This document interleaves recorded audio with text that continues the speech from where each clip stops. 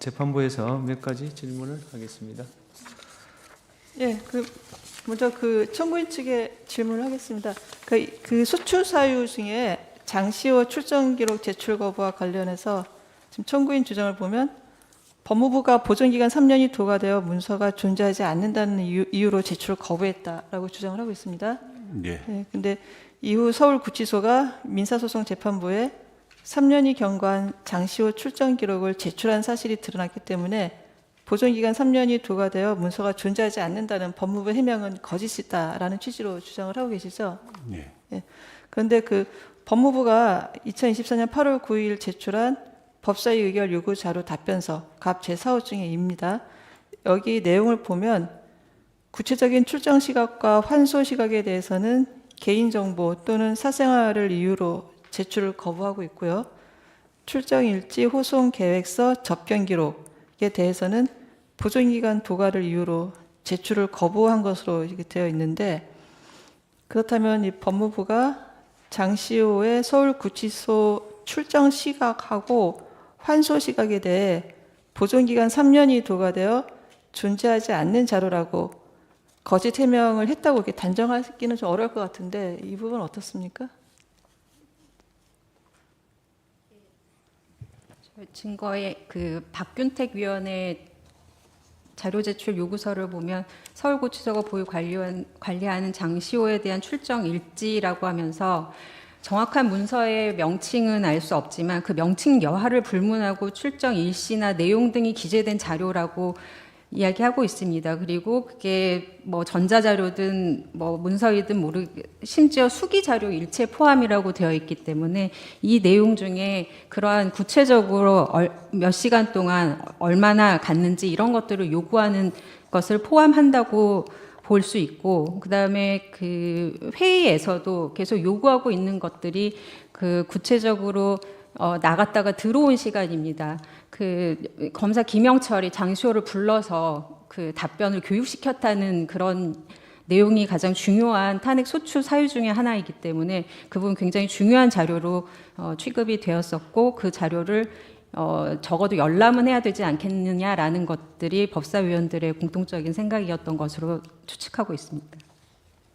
그럼 출정 시각과 환소 시각도 보존기간 3년 도과를 이유로 거부를 했다고 그렇게 보고 계시는 거예요? 예, 그렇게 보고 있습니다. 네, 알겠습니다. 그리고 장시호 출정 기록 제출 거부와 관련해서 청구인 측은 기존에 국회에서의 증언 및 감정에 관한 법률 제4조 제1항 위반을 주장을 했는데, 어제 제출한 답변서에는 헌법 65조, 국회증언감정법 12조, 국회법 또 위반, 그다음에 형법 227조, 230조 위반까지 이제 주장을 하고 계세요. 예. 다른 부분들은 동일한 사실관계에 대한 법적 평가의 문제로 볼 여지가 있는데, 형법 227조, 230조 위반 문제는 조금 성격을 좀 달리하는 문제로 보입니다. 먼저 형법 227조 허위 공문서 작성 등에 대해서 보면 지금 장시호의 출정 기록을 보관하고 있음에도 불구하고 3년의 보존 기간이 도과하여 보관하지 않고 있다는 허위 내용의 답변서, 갑 제4호증이죠. 허위 내용의 답변서를 작성하였다라는 주장이 지금 형법 227조 위반이라는 거죠. 예, 그렇습니다. 그러면은 종전 소추 의결서도 그렇고 종전에는 자료 제출 거부만 주장을 하고 계셨던 것 같은데, 그러면은 허위 공문서 작성도 새롭게 주장을 하시는 건지. 이게 법 조항은 추가가 되었지만 어떤 새로운 사실을 주장을 하는 것이 아니고 이것 자체도 장시호 출정 기록을 거부하기 위한 그런 어떤 일련의 과정이나 행위 중에 하나라고 보이고요. 그러니까 많은 기관들이 종종 쓰는 수법이기도 합니다. 자료가 없다. 그렇게 거짓말을 하다가 나중에 발견이 되고 이런 것들입니다. 그렇기 때문에 그냥 허위 공문서 작성의 점을 이야기를 하는 것이고, 업무방해 역시 법사위원들이 가서 현장 검증을 한 것 자체를 방해한 것이다라고 지금 그런 취지에서 이야기를 한 것입니다. 그러면 허위 공문서 작성 행위하고 업무방해 행위를 탄핵 사유로 주장하는 건 아니고 자료 제출 거부 대한 그 정황 설명 정도로 이해를 하면 되겠습니까? 예, 거부 행위가 있고 그 거부 행위를 구성하는 구체적인 행위를 세 가지라고 말씀을 드릴 수 있습니다. 답변서 제출한 것, 거부 답변서 제출한 것과 그다음에 현장 검증에서 거짓말을 한 것, 그다음에 8월 23일 법사위 전체 회의에서 또 거부하는 그런 어떤 사유를 대면서 이야기를 한 것, 이렇게 세 가지의 행위가 구체적으로 일련의 행위다라고 말씀을 드리는 겁니다. 그 8월 9일자인가요? 지금 법무부에서 제출한 그 예, 답변서. 답변서를 제출함으로써 자료 제출을 거부를 했는데 네. 그 답변서가 허위 공문서였다. 예, 그 중에 예, 답변 그중 자체가 일부가- 예, 거부를 하는 이유 자체가 허위다라는 그- 말씀입니다. 자료 제출 거부의 수출 사유에 대한 어떤 그 양태, 정황 설명 정도로 이해를 하면 되는 거죠? 예, 그 정도. 그렇게 하면 되는 거죠? 네. 네, 알겠습니다. 예. 그 지금 그 청구인 측은 그 어제 답변서에서 법사위 위원들이 2024년 8월 19일 서울구치소에 대한 현장 검증을 실시하여 장시호 출정 기록을 열람했지만 촬영이나 복사는 허용되지 않았다고 이렇게 답변을 하셨는데요. 그 당시 그 어느 범위 자료까지 열람을 했습니까? 그걸 이제 가신 분한테 정확히 확인을 해야 되는 것인데 네, 저희도 좀 의구심을 갖고 있는 것 중에 하나가 이렇게 법사위원들이 청문회 한다고 하면서 의결까지 해서 자료 제출을 하라. 근데 자료 제출 안 하고 찾아가기까지 했는데 보여주지 않고 겨우 보여준 것을 그냥 수기로 몇 개 작성해가지고 나올 수 있도록 만든 그런 기록을 어떻게 지금 직무가 정지되어 있는 피청구인은 성명 명령을 내리자마자 당일날 그 기록을 첨부해서 제출을 했는지 굉장히 큰 의심을 가지고 있고요. 의구심을 가지고 있고요. 저희는 지금 법사위원들께, 그러니까 지금 시간이 너무 부족해서 일일이 확인할 수가 없고, 그리고 지금 법사위원들도 교체가 되신 분들도 계시거든요. 그렇기 때문에 시간을 조금 더 주시면 정말 그 의원들 진짜 열람하신 분이 수기로 무엇을 작성했는지까지 취재는 가능할 수 있을 것 같습니다. 그 피청구인이 3월 11일자 답변서에 현장 검증 당시 열람한 자료들 내역을 첨부를 했는데 그 확인하셨죠? 네, 그러니까 피청구인이, 그 답변서를 네. 말씀드리는 네. 겁니다. 예. 그러니까 그 내역처럼 자료를 열람한 것은 맞습니까? 그거를 알 수가 없습니다. 확인 아직 왜냐하면 못했어요? 예, 지금 구체적으로 열람하신 분께 또 여쭤보기는 해야 될 것 같은데 의원들은 기억이 날까 싶습니다. 눈으로만 보여주고 그러면은 예, 그렇기 때문에 장시호의 서울구치소 출정 시각하고 기소 시각은 열람했습니까? 그거는 하지 않았던 것으로 알고 있고 그렇기 때문에 그 기록이 법원에 제출된 것이 나중에 언론이나 그 법원 제출한 공문이 세상에 드러나면서 이런 기록이 있는데 법사위 위원들한테는 없다라고 이야기하고 열람을 시켜주지 않았던 그것이 문제가 된 것이 8월 23일의 상황이라고 알고 있습니다. 8월 19일 서울구치소 현장 검증할 때 네. 그 출정 시각하고 기속 시각은 열람했습니까? 그것은 아니고 네. 제가 이해한 바로는 그 검사실에서 부른 시각, 그러니까 언제 나와라라는 정도의 그런 시각 정도는 확인을 했던 것으로는 알고 있습니다. 그렇지만 구체적으로 몇 시에 나가고 몇 시에 들어왔는지를 보고 싶다라는 그런 것에 대해서는 전혀 제공을 하지 않았고 그렇기 때문에 현장 검증을 마치고 밖에 나와서 법사위원들이 기자회견까지 했던 것으로 알고 있습니다. 그러면요, 그 대리인께서는 그 피청구인이 3월 11일자 답변서에 그 첨부한 그 내역 있지 않습니까? 예, 그 내역대로 그 당시 법사위 위원들이 현장 검증에서 자료를 열람했는지 여부를 확인을 좀 해주십시오. 예, 확인해서 알겠습니다. 서면으로 제출을 해주십시오. 네, 알겠습니다. 그러면은 그 장시호 서울구치소 출정 기록과 관련해서 지금 법무부가 8월 9일에 제출한 답변서 갑 제4호증에 의하고 그리고 8월 19일 현장 검증 가서 확인한 자료 외에 법무부가 추가로 제출한 자료는 없는 건가요? 제출이 아니고 그냥 눈으로 보여주는 아니, 그 8월 것인데 19일 그 예, 열람한 거 말고 예, 없는 것으로 없습니까? 알고 있습니다. 네. 예. 그리고 법사위는 2016년 11월부터 2018년 11월까지의 장시호 출정 기록 자료의 제출을 요구를 했습니다. 김영철 검사의 탄핵소추 사건 조사와 관련해서 3년이라는 장기간에 걸쳐 출정 기록을 확인할 필요가 있었는지, 그 위 기간의 그 3년 기간의 출정 기록과 탄핵소추 사건 조사와의 관련성이 있는지 여기에 대해서 설명을 좀 해주십시오.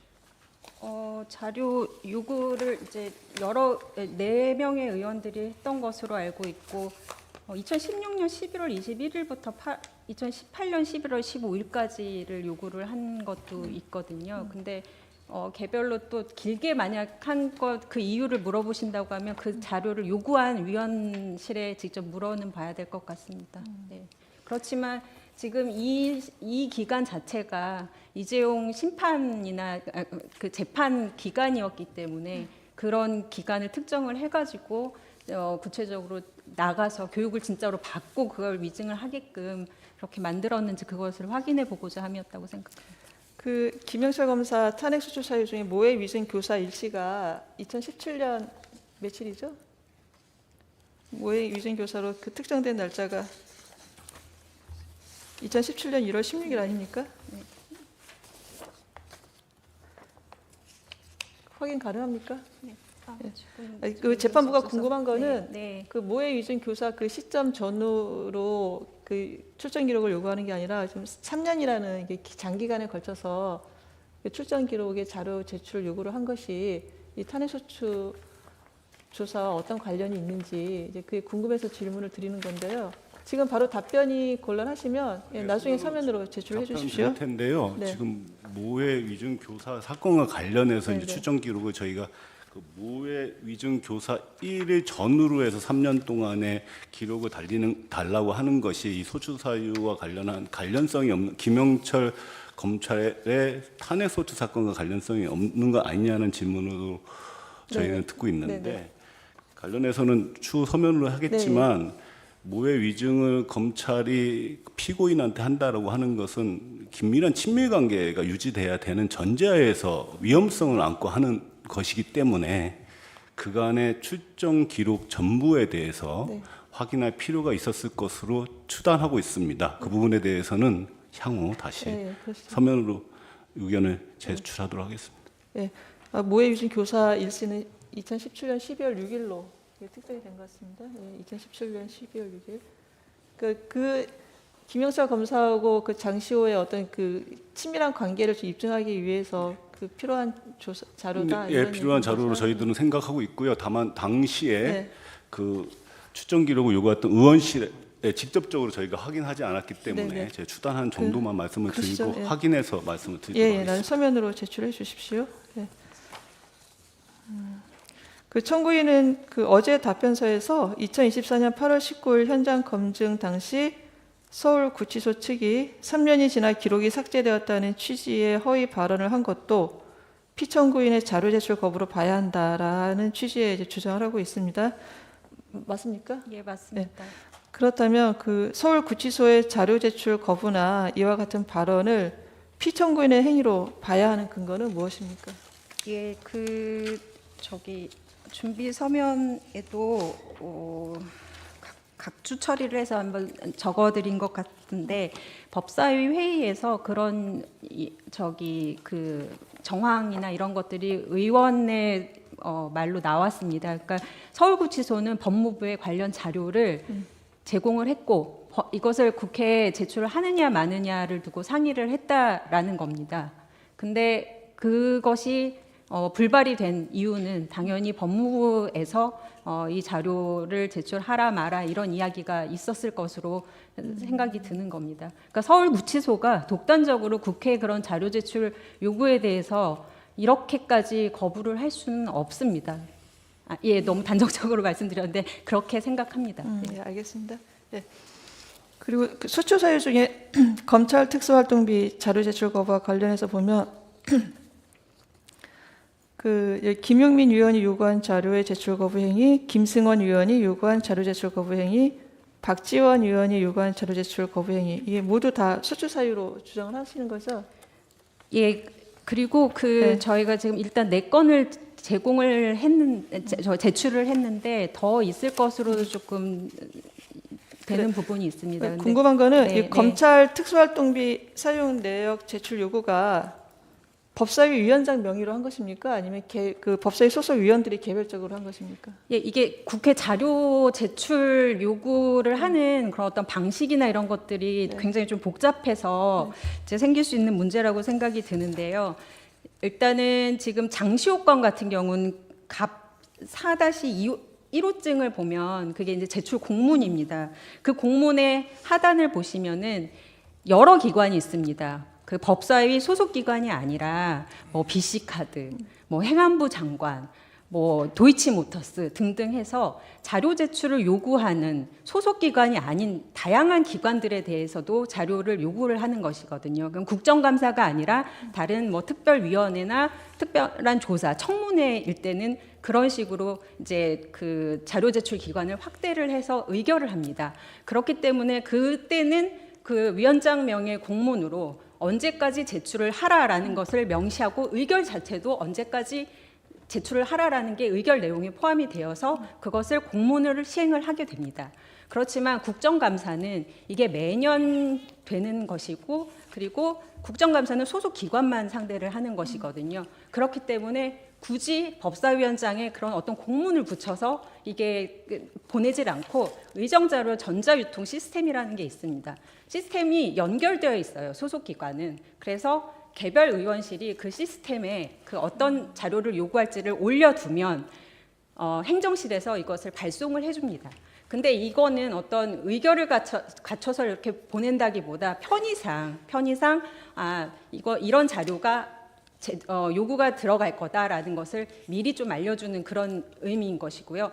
결국 중요한 것은 그 국정감사 계획서를 채택하는 날 의결하는 그런 것이거든요. 근데 그날 이제 갑 제11호증에 그 요구하는 그 의결 내용을 보시면 이게 이제 오늘 의결하기로 하고 감사 실시 7일 전까지 제적위원 3분의 1 이상 위원님들이 감사 대상 기관에 요구하는 서류에 대해서는 위원장이 해당 기관에 제출 요구하겠습니다라는 내용으로 의결을 합니다. 이 말은 무엇이냐면 그 제출 기한을, 그러니까 제출 요구일을 특정하지 않고 법사위에서 의결을 한다는 것입니다. 그러니까 국정감사 요구 자료는 이런 식으로 의결이 들어가는 거고 실무적으로 그 구체적인 요구서는 전자 시스템으로 각 기관에 송부가 되는 것이죠. 알겠습니다. 네. 그 일단 자료 제출은 그 법사위에서 의결은 됐고 네. 의결을 하는데 그 요구서는 개별 의원실에서 이제 각자 보낸다는 거죠. 예, 왜냐하면 그것을 다 취합하기에는 양도 너무 많고 알겠습니다. 그리고 예. 전자적으로 다 준비가 되어 있는데 그것을 굳이 다 또 서면으로 취합해서 보내는 거는 매년 있는 일인데 그거는 알겠습니다. 비효율적인 것 같습니다. 예. 자, 그러면 지금부터 잠시만 주목해 주시기 바랍니다. 제가 구독자분들을 위해서 선물 하나를 준비했는데요. 제가 항상 여러분들께 드리는 말씀이 있습니다. 뉴스만 평소에 잘 챙겨보셔도 돈이 되고 돈을 벌 수 있다라고 말씀을 드렸는데요. 여러분들은 여기 보시는 삼성전자 뉴스를 보고 어떤 생각이 드세요? 아니면 정치인들의 뉴스, 날씨 뉴스를 보고는 어떤 생각이 드시나요? 그냥 뉴스만 보고 끝내는지 아니면 이 뉴스를 어떻게 이용할 수 있는지 이 부분을 고민하고 계시는지를 되물어보고 싶습니다. 그 이유가 뭐냐 하면 제가 지난번에 여러분들께 뭐라고 말씀을 드렸었죠? 지금은 반도체 섹터를 눈여겨보셔야 한다고 말씀드렸습니다. 그리고 나서 이런 썸네일들 뉴스를 통해서 많이 보셨을 겁니다. 반도체 내용이 이슈가 됐을 때 부자들은 어떻게 생각한다? 반도체 관련주들은 뭐가 있는지, 어떤 종목이 가장 좋은지, 어디에 투자해야 돈이 몰리는지 자연스럽게 생각한다고 제가 말씀을 드렸죠. 그 이유가 뭐냐 하면 부자들이 봤을 때는 이슈가 곧 돈으로 이어지고 그 이슈가 나에게 돈을 벌어준다는 경험적 확신이 있기 때문에 부자들은 항상 이런 사회적 이슈를 관심 있게 챙겨본다고 제가 말씀을 드렸습니다. 이번에도 마찬가지인데요. 제가 지난번에 시청자분들과 함께하는 주식으로 수익 내기 이벤트를 진행했었죠. 당연히 100% 무료로 진행을 했었고요. 여기 보시면 아시겠지만 제가 지난번에도 구독이라고 보내주신 모든 시청자분들께 반도체 관련주 중에 가장 크게 급등할 딱 한 종목, 많은 종목도 아니라 한미반도체 한 종목을 여러분들께 추천드렸어요. 그러면서 여기 나와 있는 대로 정확히 얼마에 매수해야 하는지 그리고 수익률이 어느 정도 나왔을 때 팔아야 하는지를 이런 부분들까지 여러분들에게 정확히 알려드렸었는데 지금 실제로 어떻게 되었다? 오른쪽을 보시면 아시겠지만 제가 지난번 문자 발송으로 이 한미 반도체를 소개해드리고 나서 실제로 이렇게 5배 이상 어마무시한 상승이 나왔습니다. 100만 원만 투자를 했어도 무려 500만 원이 넘는 수익금이 생긴 거죠. 그래서 당시에도 굉장히 많은 분들이 제가 드린 이 한미 반도체로 수익을 내실 수가 있으셨을 텐데요. 다시 한번 축하드린다고 말씀을 드리겠고, 이번에도 마찬가지입니다. 앞으로도 2024년, 2025년 계속해서 기대해볼 섹터는 AI입니다. 그 중에서도 AI 반도체는 그 누구도 부정할 수 없는 미래성장 산업입니다. 그러면 우리가 어떻게 생각해 볼 수 있을까요? AI 반도체 종목 중에 앞으로 크게 대장 역할을 하면서 10배 이상 급등할 수 있는 텐베고 종목을 지금부터 열심히 추적해야 한다는 겁니다. 큰 돈을 투자하지 않더라도 월급의 일부분 아주 소액이라도 이 종목을 모아가야 수백 %의 수익률을 손에 쥘 수 있는 것이죠. 지금 여러분이 보고 계시는 이 유튜브 또한 AI 반도체와 아주 밀접한 연관이 있고 반도체야말로 대한민국의 핵심 산업으로 앞으로 더더욱 시장은 성장할 수밖에 없습니다. 그렇기 때문에 제가 이번에도 뭘 보내드리고 있냐면 지난번과 똑같이 구독이라는 문자를 보내주시면 제가 AI 반도체 관련주 중에 앞으로 대장주 역할을 하면서 주가가 가장 크게 급등할 한 종목을 여러분들께 문자 발송으로 종목명과 사고 파는 시점을 모두 알려드릴 건데요. 그 문자를 받고 여러분들이 주식으로 돈 버는 연습을 한번 해보셨으면 좋겠고요. 혹시라도 나는 주식을 하지 않는다 하시는 분들은 주변에 주식하시는 지인분들에게 말씀을 해주셔도 되고요. 아니면 연세가 있으셔서 투자가 어렵다 하시는 분들은 이 종목을 자녀분들에게 한번 사봐라. 이걸로 한번 수익을 내봐라. 이렇게 조언을 해주실 수도 있는 거겠죠. 그래서 지금 이 영상을 보시는 시청자분들 중에 나도 이번 종목이 좀 궁금하다 하시는 분들은요. 누구나 상관없이 그리고 어느 시간대나 상관없이 부담 없이 010-2514-5930번으로 구독이라는 문자 보내주시면 제가 이번에도 똑같이 무료 추천 급등주 문자를 보내드리겠습니다. 이해되시겠죠? 제 번호 010-2514-5930번으로 구독이라는 문자 보내주시면 여러분들이 직접 이슈를 통해서 돈 버는 연습을 해보실 수가 있는 거고 제가 돈을 받는 것도 아니고 투자를 대신해 드리는 것도 아니기 때문에 부담 없이 신청해 주시면 되는 겁니다. 그리고 수익이 나면 저는 다른 것은 하나도 바라지 않습니다. 제 채널에 구독, 좋아요 한 번씩만 눌러주시라 이렇게 다시 한번 말씀을 드리겠습니다.